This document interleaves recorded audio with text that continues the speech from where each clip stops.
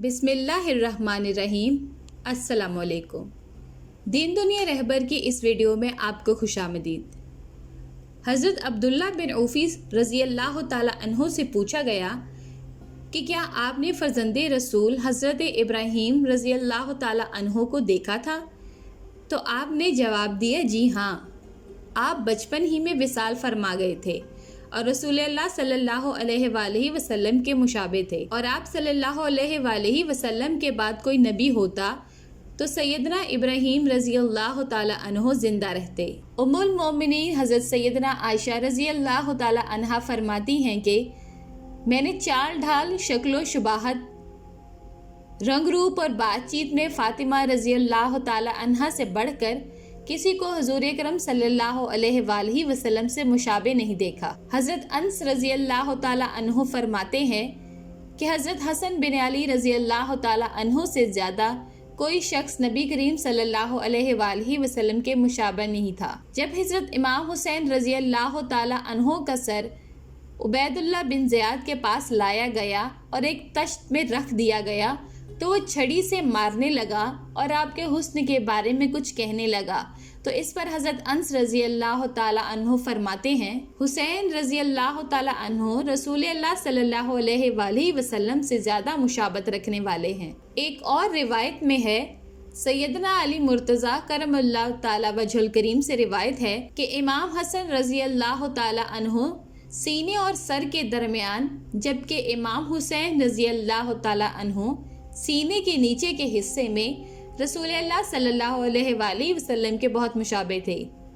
حکیم الامت مفتی احمد یار خان اس روایت کے تحت فرماتے ہیں، خیال رہے کہ فاطمہ الزہرا رضی اللہ تعالی عنہ از سر تا قدم بالکل ہم شکل مصطفیٰ صلی اللہ علیہ وآلہ وسلم تھی، اور آپ کے صاحبزادگان میں بھی یہ مشابہت تقسیم کر دی تھی۔ حضرت حسین رضی اللہ تعالی عنہ کی پنڈلی، قدم شریف اور ایڑی بالکل حضور صلی اللہ علیہ وآلہ وسلم کے مشابہ تھی۔ حضور صلی اللہ علیہ وآلہ وسلم سے قدرتی مشابہت بھی اللہ کی نعمت ہے۔ جو اپنے کسی عمل کو حضور صلی اللہ علیہ وآلہ وسلم کے مشابہ کر دے تو اس کی بخشش ہو جاتی ہے،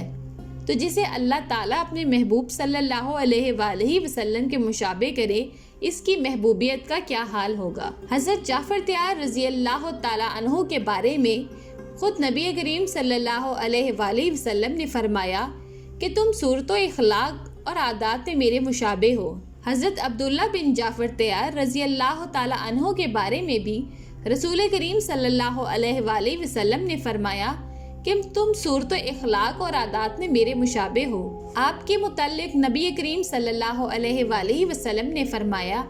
اون شکل و صورت اور اخلاق و عادات میں میرے مشابہ ہیں۔ حضرت قاسم بن عباس بن عبد المطلب رضی اللہ تعالی عنہ وہ خوش نصیب صحابی ہیں جنہوں نے نبی کریم صلی اللہ علیہ وآلہ وسلم جو قبر انور میں اتارا اور لحد اقدس سے سب سے آخر میں باہر نکلے۔ آپ کے بارے میں علماء کرام فرماتے ہیں کہ آپ بھی نبی اکرم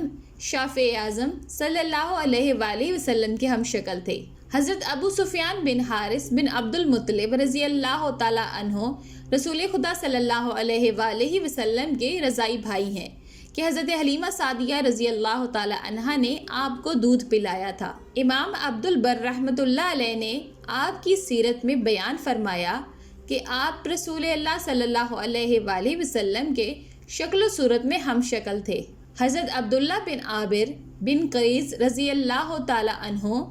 سیدنا عثمان غنی رضی اللہ تعالی عنہ کے ماموں زاد بھائی ہیں، اور آپ کو دیکھ کر